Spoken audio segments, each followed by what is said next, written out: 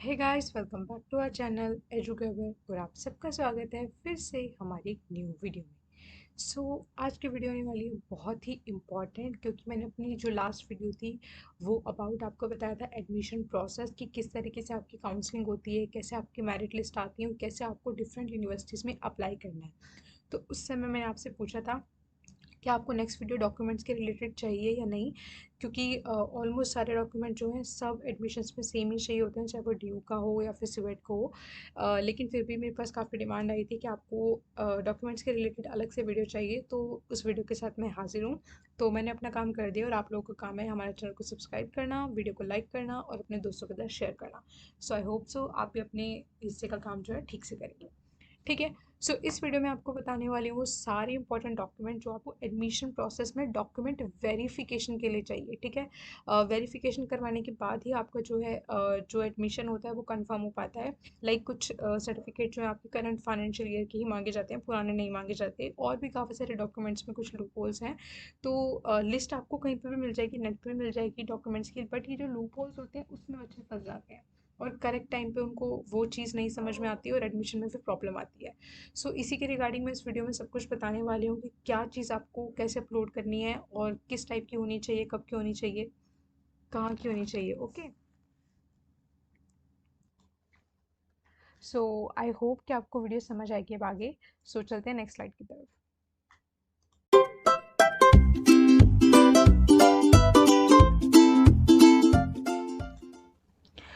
Video start करने से पहले मैं आप सभी से एक छोटी सी रिक्वेस्ट करना चाहूँगी और कुछ बताना चाहूँगी कि ये हमारी एंट्रेंस गाइड है रिगार्डिंग पॉलिटिकल साइंस, जो हमने इसी साल जो है रिलीज़ करी है, और इसके रिस्पॉन्सेज हमें लिटरली बहुत ही अच्छे मिले हैं स्यूएट एग्जामिनेशन में। लेकिन अभी ड्यूएट का पेपर बचा है, तो जो बच्चे अभी नेक्स्ट ईयर के लिए या फिर अभी जो ड्यूएट आने वाला है उसके लिए प्रिपेयर कर रहे हैं, तो हमारी एंट्रेंस गाइड को ले सकते हैं। सबसे बेस्ट रीजनेबल प्राइस पे आपको पूरे यूट्यूब पर, कहीं इंटरनेट पे इस रीजनेबल प्राइस पे कोई मतलब स्टडी मटेरियल तो क्या, आप छोटा सा भी कुछ भी नहीं मिलेगा आपको, गाइड टेस्ट सीरीज कुछ भी नहीं मिलेगा इस प्राइस पे। ठीक है। जिस प्राइस पे हम अपनी एंट्रेंस गाइड देने, जस्ट बिकॉज ये हमारा फर्स्ट वर्जन था, एक्सपेरिमेंट कर रहे थे कि बच्चों को रिस्पॉन्स कैसे मिलता है। हमको बहुत अच्छे रिस्पॉन्स मिले हैं। अगर आपको चाहिए तो आप भी ले सकते हो, हिंदी और इंग्लिश दोनों में अवेलेबल है। नीचे डिस्क्रिप्शन बॉक्स में लिंक जो है उससे आप फिल कर दोगे तो आपको ड्राइव पे जो है फाइल शेयर कर दी जाएगी। ठीक है। चलते हैं डॉक्यूमेंट्स की तरफ। इसमें जो भी मैं इंपॉर्टेंट डॉक्यूमेंट्स बताऊंगी, उनके साथ जितनी भी इंपॉर्टेंट बातें आपको बताऊंगी वो सारी आपको एकदम ध्यान से सुननी है और एकदम ध्यान से फॉलो करनी है, बिकॉज अगर छोटा सा भी आप गलती कर दोगे तो आपके एडमिशन प्रोसेस में बहुत बड़ी जो है रुकावट आ सकती है। ठीक है। सबसे पहला डॉक्यूमेंट जो मैं आपको यहाँ पे बताना चाहूँगी वो है 10th की मार्कशीट। बहुत ही जनरल है, सबके पास होगी और ऑलमोस्ट हर एडमिशन में हर चीज़ में आपको चाहिए होती है। और नेक्स्ट है आपके पास 12th की मार्कशीट। 10th 12th की तो सबसे कंपलसरी होती है। थर्ड डॉक्यूमेंट है आपका ग्रेजुएशन की मार्कशीट। ग्रेजुएशन में कुछ बच्चे ये पूछ रहे हैं कि मैम हमारा लास्ट ईयर का जो ग्रेजुएशन है, जो फाइनल ईयर का सेमेस्टर है, वह तब की हमारे पास मार्कशीट नहीं है, अभी तक कुछ यूनिवर्सिटीज़ में रिलीज़ नहीं की गई थी, तो वो पूछ रहे हैं कि हम पुरानी लगा दी। ऐसा नहीं होता है। आपको ग्रेजुएशन मार्कशीट का मतलब होता है कि उसमें आपके पूरे ग्रेजुएशन के मार्क्स होने चाहिए, यानी कि ऑल सेमेस्टर के होने चाहिए। ठीक है। तो आप थोड़ा सा वेट कर लो कि आपकी यूनिवर्सिटी आपको जो है मार्कशीट दे दे। वैसे ऑलमोस्ट सबने दे दिया है, तो आपको जो है वही वाली मार्कशीट अपनी पास रखनी है जिसमें आपके सारे सेमेस्टर के मार्क्स शो हो रहे हो। ठीक है। नेक्स्ट है आपका प्रोविजनल सर्टिफिकेट एंड उससे नेक्स्ट है आपका करेक्टर सर्टिफिकेट। अब यहाँ पे एक चीज़ ध्यान देने की है कि कुछ जो कॉलेजेस होते हैं, कुछ जो यूनिवर्सिटीज़ होते हैं, वो प्रोविजनल एंड करेक्टर दोनों को ही साथ में रिलीज़ करते हैं। लाइक जो डीयू है वो एक ही सर्टिफिकेट आपको देता है, वो ही उसका करेक्टर होता है और वो ही उसका प्रोविजनल होता है। लेकिन कुछ यूनिवर्सिटीज़ में प्रोविजनल अलग होता है एंड करेक्टर अलग होता है, तो ऐसे में आपको अपनी यूनिवर्सिटी से दोनों कलेक्ट करने हैं। ठीक है। प्रोविजनल और करेक्टर भी। अगर तो यूनिवर्सिटी के नॉर्म के अकॉर्डिंग वो सेम ही है तो बात ही अलग है। लेकिन अगर आपकी यूनिवर्सिटी अलग अलग निकालती है तो आपको दोनों ही कलेक्ट करके लाने हैं। ठीक है। नेक्स्ट है आपका माइग्रेशन। इसमें सबसे बड़ी दिक्कत ये है, बच्चों को बहुत बड़ी कन्फ्यूजन है कि माइग्रेशन हम लें या ना लें, क्योंकि माइग्रेशन आपका कुछ फ़ी आपको पे करनी होती है, लाइक 500 या 1000 समथिंग कुछ पे करनी होती है। वो डिफरेंट यूनिवर्सिटी जो आपका वेरी करता है। यहाँ पे मैं आपकी वो सारी कन्फ्यूजन आपकी दूर कर देती हूँ कि माइग्रेशन जो है सभी को नहीं लेना है। ठीक है। ऐसा नहीं है कि आप भी एडमिशन ले रहे हो कि और भी ले रहे हो तो दोनों को माइग्रेशन चाहिए। माइग्रेशन सिर्फ उनको चाहिए होता है जो अपनी यूनिवर्सिटी चेंज करते हैं। ठीक है। ध्यान से सुनना, यूनिवर्सिटी चेंज करने का मतलब है कि जिस यूनिवर्सिटी से आपने अपनी यूजी की है, अगर आप किसी और अदर यूनिवर्सिटी में पीजी एडमिशन ले रहे हैं तो आपको माइग्रेशन चाहिए। ठीक है, जस्ट फॉर एग्जांपल कोई लखनऊ यूनिवर्सिटी से आया है और उसको अब ड्यू में एडमिशन लेना है तो उसको माइग्रेशन की ज़रूरत पड़ेगी। लेकिन अगर कोई बच्चा ड्यू से ही यूजी करता है और ड्यू में ही एडमिशन ले रहा है तो उसको माइग्रेशन की ज़रूरत नहीं पड़ेगी। तो हालांकि ये जो वीडियो है वो सुवेट के रिगार्डिंग है, लेकिन माइग्रेशन का जो ये रूल होता है वो सब एग्जाम्स पे अप्लाई करता है। इसका मतलब है कि अगर आपको सेम यूनिवर्सिटी में एडमिशन लेना है तो आपको माइग्रेशन नहीं चाहिए, जिससे आपने यूजी करी है, लेकिन अगर आपको डिफरेंट यूनिवर्सिटी में लेना है तो आपको माइग्रेशन लेना कंपलसरी है।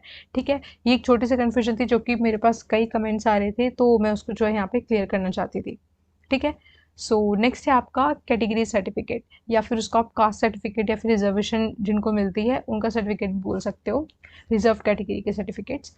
तो इसमें आपकी जितने भी रिजर्वेशन की कैटेगरीज आती हैं, जिसमें कि आपका SC, ST, OBC, PWD and EWS, तो ये रिजर्वेशंस होती हैं।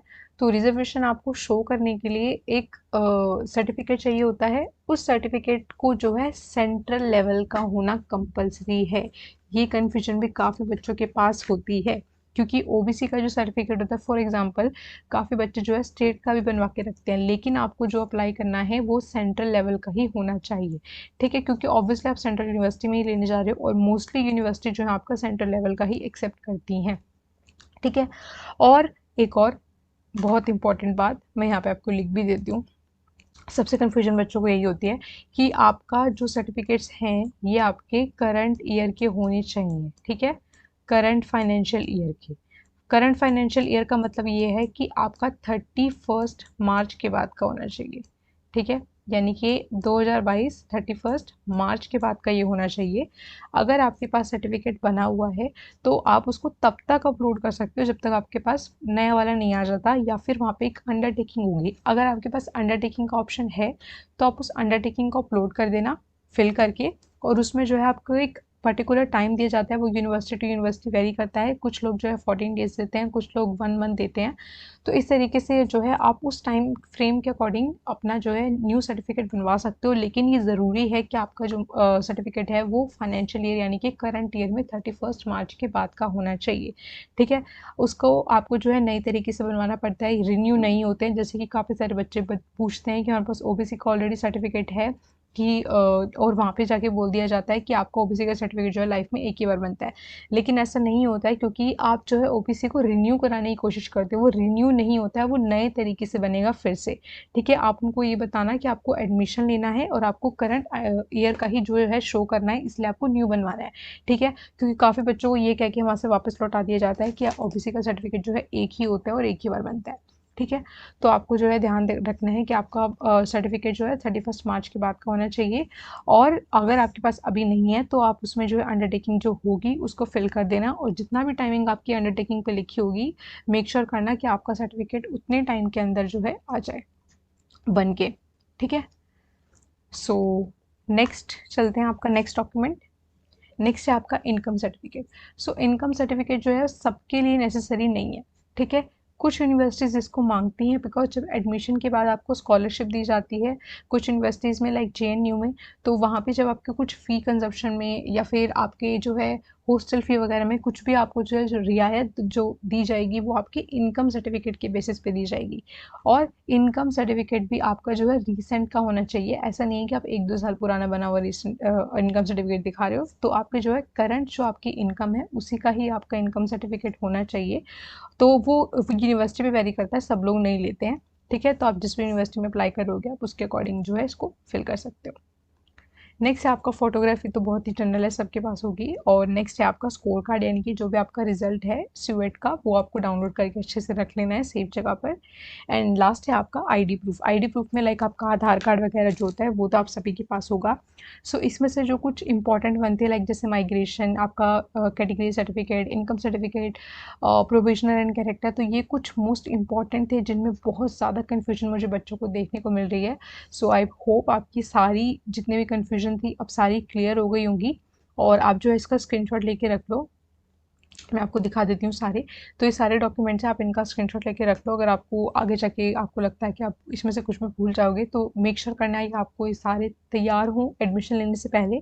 ठीक है, so thanks for watching. I hope को वीडियो समझ आई होगी और पसंद आई होगी। पसंद आए तो प्लीज़ चैनल को लाइक कमेंट शेयर करना, और ऐसे इंपॉर्टेंट वीडियो अपने चैनल पे लेकर आते रहते हैं, तो please don't forget to subscribe our channel. And Telegram पे जुड़ने के लिए नीचे डिस्क्रिप्शन बॉक्स में लिंक है, तो वहाँ से भी जुड़ सकते हो। और अगर आपको एंट्रेंस गाइड लेनी है तो उसका भी नीचे ही ग्रुप में डिस्क्रिप्शन बॉक्स में लिंक है, ठीक है। सो बाय बाय।